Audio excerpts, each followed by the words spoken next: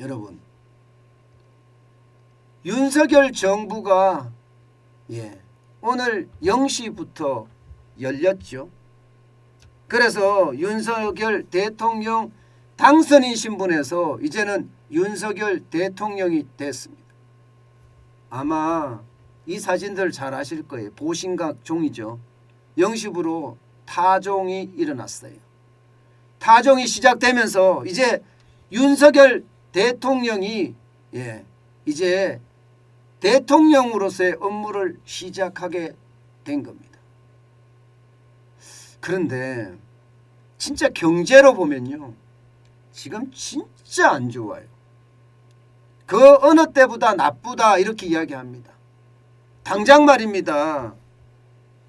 삼중고만 하더라도 윤석열 대통령에게는 굉장히 어려움으로 닥쳐올 겁니다.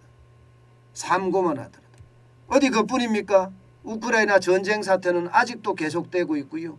미국의 금리 인상은 금리 인상대로, 중국의 경기 둔화는 경기 둔화대로 대외 악재가 진짜 많습니다. 이대로 가다가는 진짜 스태그플레이션이 터지고 금융위기나 외환위기가 온다는 이야기까지 나올 정도예요. 제가 제목에서 DJ 정부만큼 혹은 DJ 정부보다 더한 그런 최악 상황에서 정부가 출범했다고 표현한 것은요, 그만큼 말입니다. DJ 정부보다가 대처할 수 있는 그 힘이 약하다는 거예요. 당장 말입니다. DJ 정부 때는 나라 재정이 튼튼했습니다. 국간이 많았기 때문에 위기를 대응할 수 있는 능력이 굉장히 많았습니다. 그런데 지금 윤석열 정부, 지금 이어받은 윤석열 정부는 부채만 어마어마합니다. 나라 부채만 하더라도 50%가 넘고요. 금액으로는 1075조가 넘습니다. 그러니까 앞으로 돈을 더 풀어서 뭐 경기를 부양한다든가 아니면 위기를 막는다든가 이런 일을 벌이기가 굉장히 어렵습니다. 자칫 잘못하면 안 그래도 물가가 올라가는데 물가가 폭등할 수 있거든요. 어디 그뿐입니까? DJ 대통령 때는요, 김대중 대통령 때는 IMF가 지나고 1997년에 터지고 나서요, 98년을 거치면서 98년 상반기 중에 이미 수출이 흑자로 돌아서고 수출이 난리를 쳤거든요. 원달러 환율이 높으니까 이익이 엄청났습니다. 그런데 지금은 어떻습니까? 수출이 적자로 돌아선 상태고요. 원자재 가격까지 올랐기 때문에, 그것도 폭등했기 때문에 이게 대외 상황, 수출 상황도 녹록하지 못해요. 그렇기 때문에 재정면에서 혹은 수출면에서 김대중 대통령보다 더한 시련을 겪을 가능성이 크다는 겁니다. 저는 최고로 지금 힘든 것은요, 그 어느 것보다가 최악이다 이렇게 이야기할 수 있습니다. 물론 저만 이렇게 최악이라고 이야기하는 게 아니라 현대경제연구원의 주원 경제연구실장도 김대중 정부 출범 이후 최악의 대외 환경이다 이렇게 이야기하면서 그만큼 윤석열 정부가 굉장히 어렵게 지금 이야기가 돼갈 수밖에 없다는 이야기를 하고 있습니다. 저는 그 어느 때보다 비상경제팀이 필요하다 이렇게 생각할 정도예요. 비상경제팀이. 주원 현대경제연구원의 경제연구실장도요, 3고에 대해서는 지금 우려를 굉장히 나타내고 있고요. 다른 경제 전문가들도 마찬가지 3고에 대해서 고물가, 고환율, 고금리에 대해서는 자칫 우리 경제를 무너뜨릴 수도 있다 이런 이야기까지 나오고 있습니다. 그만큼 3고가 엄청나다는 겁니다. 엄청날 수밖에 없는 게 여러분 보세요. 소비자 물가 보세요. 소비자 물가. 소비자 물가가 4월에 4.8%까지 올라갔습니다. 2008년 10월에 4.8%예요. 2008년 10월에 4.8%면 만약에 5월에 5%가 넘어간다 이러면 여러분 점점 IMF 때 닮아가는 거죠. 그만큼 말입니다. 물가의 상승률 어떻게 해결할 방법이 없다고 이야기할 만큼 올라가고 있습니다. 해결할 방법이 없다는 게 이게 문제입니다. 당장 말입니다. 해외 변수 때문에 물가가 많이 올라가는 경향이 강하거든요. 지금은요. 원자재 가격들이 다 올라가기 때문에. 예, 뭐 에너지 값도 그렇고요. 예, 곡물 값도 그렇고요. 광물 값도 마찬가지거든요. 이거를 해결할 방법이 별로 없는 거예요. 그러니 원자재 가격이 내릴 때까지 기다려야 되는데 내리기가 하겠습니까? 우크라이나에서 지금 전쟁이 계속되는 한 이게 물가가 내리기가 진짜 쉽지 않아요. 그래서 충격적이라는 겁니다. 예. 그러면 결국 이 물가를 내리기 위해서 많은 노력을 기울여야 되는데 기울이기가 쉽지 않습니다. 대기업이나 기업들의 비용을 낮춰주는 것도 물가를 내릴 수 있는 요소이기는 하거든요. 왜냐하면 수입 물가가 많이 올라가기 때문에. 그런데 뭐 지금 기업들 입장에서 보세요. 예, 비용만 많이 늘어나게 생겼으면 최저임금에 또 임금 인플레이션까지 가고 있는 상황입니다. 예, 그러면 기업 입장에는 주 52시간조 있고요. 꼼짝 못하는 상황이 됩니다. 지금 이 정도로 가면 여러분 상황이 더 점점 꼬여간다는 이야기가 나오게 되고요. 게다가 두 번째 이중고는요. 원달러 환율을 보세요. 월달러 환율이 너무 많이 올라갑니다. 지금 예, 금융위기 때 1,570원이었는데 지금 1,285.1원이 코로나19 때거든요. 그리고 최근에 지금 1,277원, 1,278원까지 올라가고 있습니다. 이렇게 올라가는 것은 결국 말입니다. 예, 달러 강세가 그만큼 지속된다는 거고요. 달러 강세가 계속 지속이 되니까 예, 시장의 충격은 그만큼 온다는 이야기입니다. 지금 원달러 환율이 1277원 7.5원이거든요. 1277.5원. 이게 이제 이러다가는요. 코로나19의 위기를 예, 그대로 맞는 것 아닌가 이런 두려움까지 깔려 있거든요. 이 이중고도 퍼펙트 스톰으로 갈 수 있는 아주 최악이라는 거고요. 세 번째 삼중고라고 이야기하는 건 대출이에요. 기준금리가 계속 올라가니 대출금리가 엄청 올라가잖아요. 아마 이번 주에는요. 대출금리가 7%대가 되지 않겠느냐 이렇게 예상합니다. 7%대. 주택담보대출 고정금리가 6.52가 상단이거든요. 하단은 4.0이고 상단이 6.5이라면요. 0.5% 금리, 0.25% 금리가 올랐다고 가정을 하면 이거 7% 가는 것은 시간 문제라 이렇게 보입니다. 결국 말입니다. 여러분 7%를 가면 우리 가계부채 엄청납니다. 기업부채 엄청납니다. 정부부채 엄청납니다. 이 부채들이 이자만 감당하는데도 버겁다. 이런 이야기가 나올 수도 있습니다. 어느 한쪽이 이자 갚는데도 버겁다는 이야기가 나오면요. 결국 우리 경제도 퍼펙트 스톰으로 빠져들 수밖에 없습니다. 이 삼중고만 또 있는 게 아니거든요. 지금 시장에 와 있는 퍼펙트 스톰은요.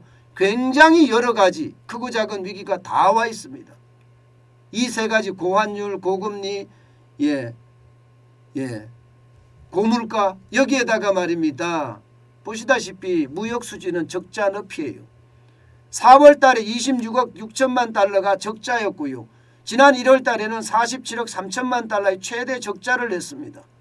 무역이라도 잘 돼야 되는데 지금 무역이 적자로 계속 가고 있으니까 14년 만에 최대입니다. 66억 달러의 지금 무역 적자를 냈어요. 그러니 이게 환장할 노릇이죠. 문재인 정부 경제 잘했다는데 5년 동안 경제 다 망쳐놓은 결과가 이겁니다. 이거. 무역 수지가 지금 엉망이잖아요.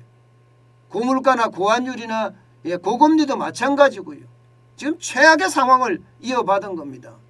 그만큼 말입니다. 상황이 좋지 않다는 이야기고요. 여기에다가 가계부채 시한폭탄이에요. 1862조 1000억 원이 작년 4분기 기준입니다. 12월 말 기준이에요. 올 1분기는 얼마나 될까요? 올 1분기는. 지금 분기별로 적어도 20조가량 늘어나는 걸 감안하면 1880조가 넘을 거예요. 1880조가. 그만큼 말입니다. 가계부채에 대한 부담, 이거 그 어느 때보다 크다고 이야기할 수 있습니다. 가계부채에 문재인 정부 들어와서 엄청나게 올라갔잖아요. 부동산 정책이 실패하는 바람에 많은 사람들이 대출받아 집 사고 대출받아 집 사고 대출받아 전세금 내고 이러다 보니까 지금 가계대출이 이렇게 늘어났거든요. 이게 그만큼 심각하다는 이야기예요. 그런데 더 심각한 거는요. 적자 가구 보세요. 여러분. 적자 가구. 전체 2052만 가구 중에 적자 가구가 354만 가구입니다. 17.2%나 됩니다. 4,600만 원을 벌지만 문제는 그중에 97.8%를 원리금 상환하는 데 쓴다는 거예요. 원리금 상환하는 데 97.8% 4,500만 원을. 그리고 필수 소비재 지출 2,400만 원은 결국 빚내서 쓴다는 거예요. 그 외에 비소비 지출도 마찬가지 빚내서 쓴다는 거예요. 적자 가구까지 이렇게 많으니까 시장의 저는 위험이 이게 쉽게 해소되기는 어렵다. 저는 이렇게 해석하는 거죠. 참 난제 중에 난제죠. 그죠? 뭐 이것뿐 아닙니다. 미국의 금리 인상이라든가 중국의 경기 둔화라든가 이런 것까지 다 합치면 우리 경제가 지금 최악의 상황에 있다고 해도 과언이 아닙니다. 과언이 아니에요. 그러니까 많은 사람들이 윤석열 정부가 힘들어질 거다 이런 얘기를 많이 하거든요. 이대로 가면 여러분 스태그플레이션 위기 시기에 이게 매일경제하고요 한국경제연구원이 공동으로 만들었다고 이야기하는데 지금 현재 시간은요 8시 6분이라고 해요. 8시. 정점까지 12시까지 가는데 이제 4시간이 채 안 남았습니다. 위기 예보는 지났고요. 위기 경보 단계로 지금 접어든다고 이야기해요. 그만큼 DJ 이후에 최악의 상황에서 윤석열 정부가 출범했다는 이야기죠. 그러면 어떻게 극복할 것인가? 극복할 방법이 있어야 되잖아요. 그죠? 극복할 방법이. 저는 극복할 방법이 있을 거라고 생각을 해요. 제일 중요한 것은 기본으로 돌아가는 방법이에요. 기본으로. 이게 이념이나 혹은 뭐 내 편들의 이득이나 내 편, 네 편과 내로남불이나 이런 게 없이 말입니다. 기본으로 돌아가서 법이라는 원칙하고요. 시장경제라는 또 하나의 원칙을 가지고 그 잣대를 그대로 적용을 해가면서 말입니다. 대통령 공약 중요합니다. 266조를 푼다고 했던 것도 중요하고요. 그런데 시장의 상황을 봐가면서 대통령이 직접 사과를 하는 한이 있더라도 기본에 충실하면서 시장은 뚫어가야 됩니다. 그렇지 않고요. 문재인 대통령 시기에 현금 살포하고 돈 뿌리고 이러면서 지금과 다르지 않는 그런 정책으로 일관한다면 위기는 굉장히 빨리 올 거예요. 그것 때문에 기본으로 돌아가는 것 중요하고요. 대한민국에서 여러분 이 조그만 땅덩어리에서 한때는 또 지역으로 갈라들인지 또 한때는 이게 이념으로 갈라졌거든요. 문재인 정부 5년 동안 갈라치기 했단 말입니다. 이 갈라치기를 통합으로 끌고 가야 됩니다.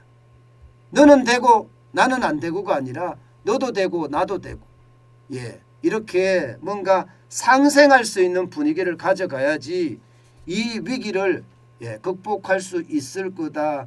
저는 이렇게 생각을 합니다. 제일 중요한 것은요. 3고 고금리나 고환율이나 고물가 위험한 거 다 알고 있습니다. 그런데 사실 더 위험한 것은요. 재정 건전성이거든요. 재정 건전성. 이것은 국가 경제의 최후 보루라고 이야기할 수가 있어요. 때문에 돈을 풀어서 재정이 나빠지는 그런 상황이 초래하지 않도록 저는 해야 된다고 봅니다. 무조건 돈을 풀어서 해결하려고 하는 그런 방식은 지금 상황에서는 맞지 않아요. 대통령이 5년 임기 동안 얼마나 큰 일을 할 수 있는지 진짜 어려운 일이지만 분명히 제가 말씀드리는 것은 그래요. 위기를 관리하는 팀도 필요하고요. 필요하다면 대통령이 사과를 공약에 대한 공약을 지금 지키지 못해서 미안하다는 사과를 하니 있더라도 이 위기를 제대로 뚫고 나가야 된다는 것. 예. 그래서 기본으로 돌아가고 시장 경제의 가치를 가장 크게 활용해야 된다는 것.